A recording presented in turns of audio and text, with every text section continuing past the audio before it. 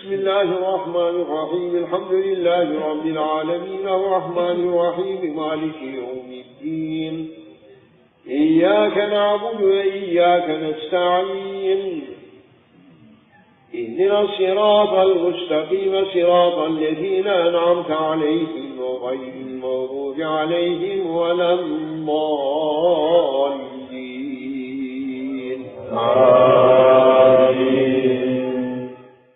History of the Saints of the Golden Chain. Number 36. Abu Ahmad as-Sughuri. The sword of religion is he who enters combat for religion's sake, and whose efforts are totally for God. He discerns correct from incorrect, and truth from falsehood. But first he struggles with himself, and rectifies his own character traits. As the Prophet said, begin with your own self. Rumi, fihi ma fihi. Shaykh Ahmad as-Sughuri was in his time the inheritor of the knowledge of prophets, the imam of the spiritual poles, and the advisor of the kingdom of guidance. He quenched his spiritual thirst by drinking from the fountain of heavenly knowledge, and he reached the state of annihilation at the age of 30. He was the summit of ascetic saints. He was addressed by the heavenly kingdom as the Khalif of this kingdom on earth. In his person were combined both kinds of knowledge, and he acquired and grasped all the benefits of the way and the truth. He became the center of all heavenly inspirations. He was a secret from God's secrets, and a miracle from God's miracles. He was the unique banner of the knowledge of spirituality and the knowledge of the pen. He was like the pole star, giving direction and illuminating the way for the people of his time. He revived dead hearts, and he wore the cloak of the great saints. He did not leave an atom in this world unsupported by his spiritual power.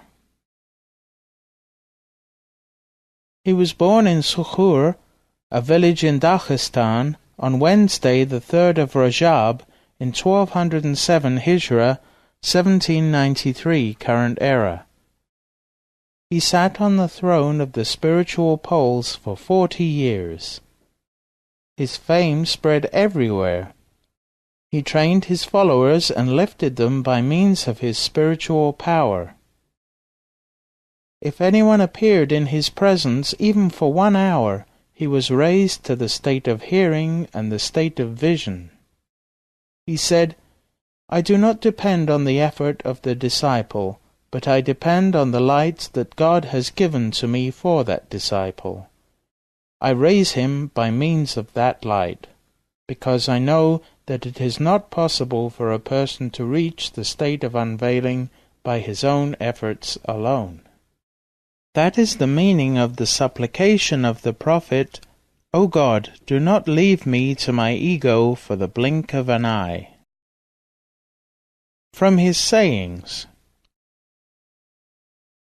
God has provided every servant with his provision.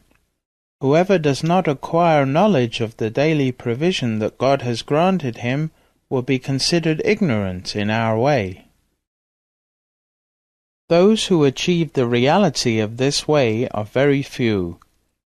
With the power of that reality one can reach all the saints in this world, and with the divine power conferred when you attain the reality of this way, you can reach all angels, one by one.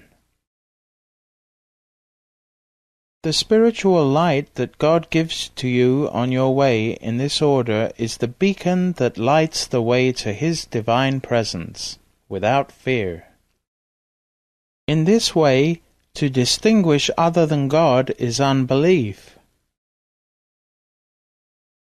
The Sufi is the one who has left the world behind, the hereafter behind, the divine presence behind, and who subsists in him alone. I achieved the 3 levels of sainthood: annihilation, subsistence, and spiritual knowledge. I received these from the presence of the light of the Prophet Muhammad, and I received the 3 states of perfection and the 7 realities from my teacher Jamaluddin al-Humuki al-Husayni. Pride never entered the heart of a person, but that his mind decreased to the degree that the pride had increased in his heart. Difficulties might touch a believer, but they would not affect the one who recites dhikr. Abu Ahmad as-Sughuri spent most of his life in seclusion. He liked seclusion. He liked to be away from people. For that reason, he was quite happy when he was put under house arrest by the Russians, which happened to him many times. One day, I was in my seclusion, and the room was filled with a beautiful scent. I did not raise my eyes, but kept meditating in my seclusion. Then a spiritual sword, shining with more light than that of the sun, descended towards my head. I was wondering what it was that I felt descending on me. A vision appeared to me in which the Prophet enveloped me with his spirit, and I entered in him, and I saw myself in him. One time I entered the presence of my Sheikh Jamaluddin al-Humuki al-Husayni. He said, "My son, you have attained the highest state of the Muhammadan perfection." I said, "Oh, my Sheikh, I would like to reach the lineage of your state." As soon as I said that, I saw him disappearing from his place and appearing in me, and I saw myself disappearing and appearing in his place and with his form. From his miraculous power. He was granted miraculous powers unprecedented among the saints. Of his unveiling of the hidden in this universe, and of his grant from the divine spiritual knowledge of the states of people after their death, the extent was so boundless and vast that no book can encompass its description.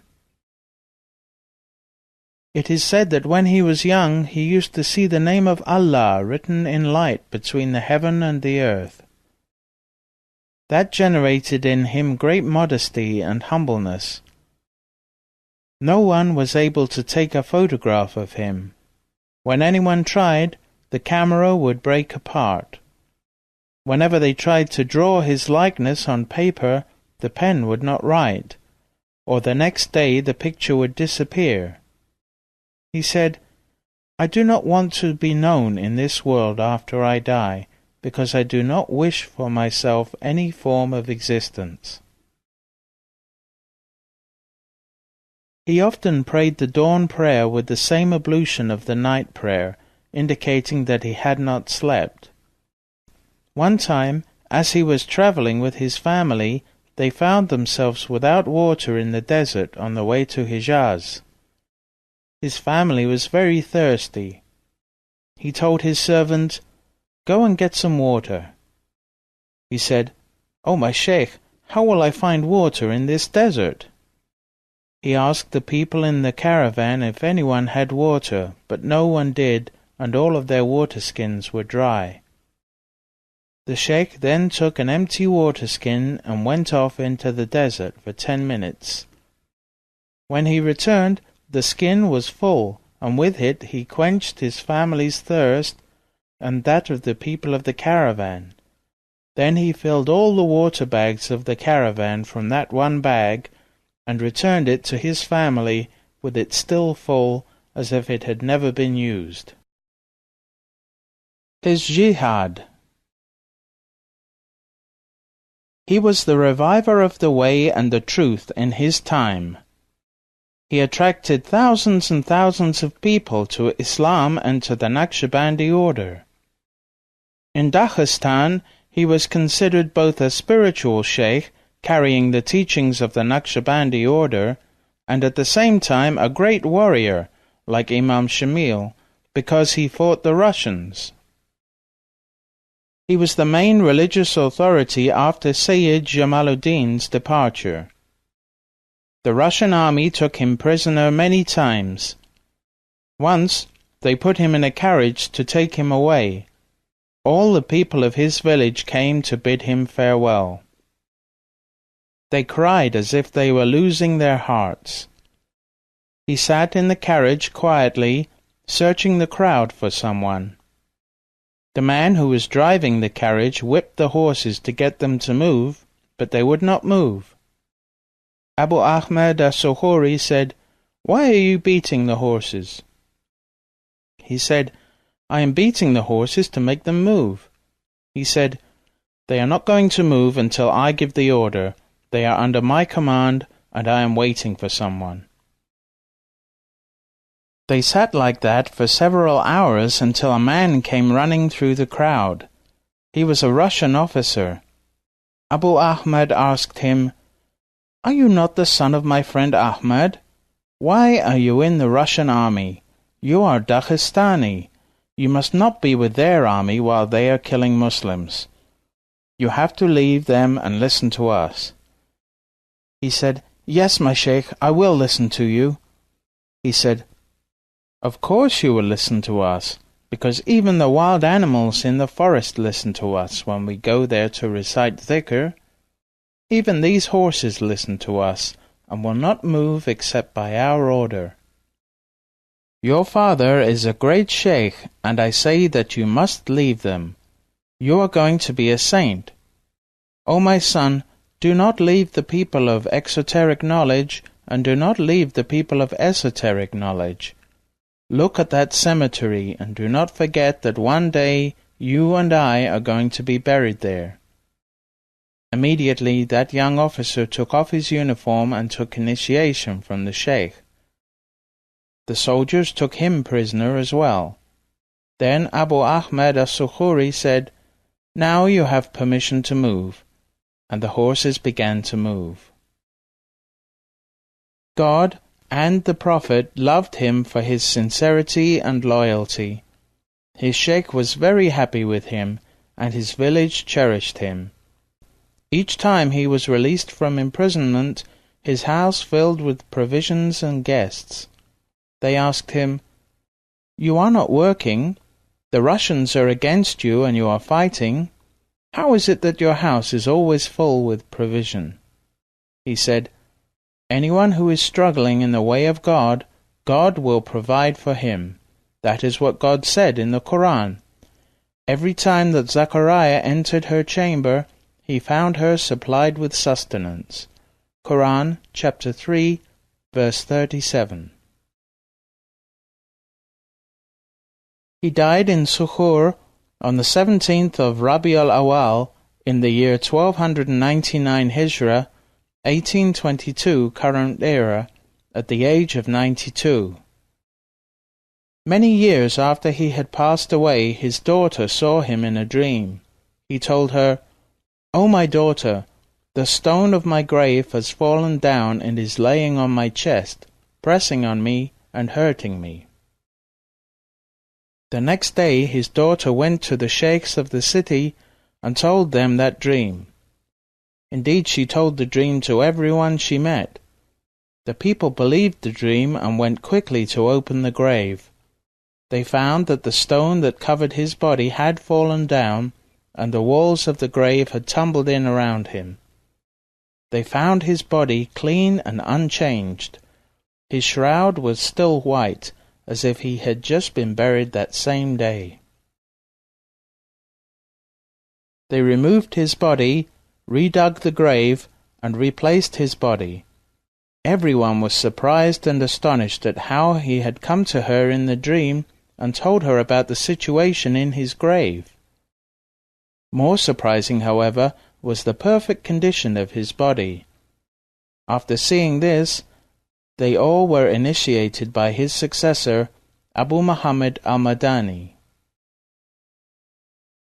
Sheikh Abu Ahmad as-Sughuri had two caliphs, Abu Muhammad al-Madani and Sheikh Sharafuddin al-Daghestani.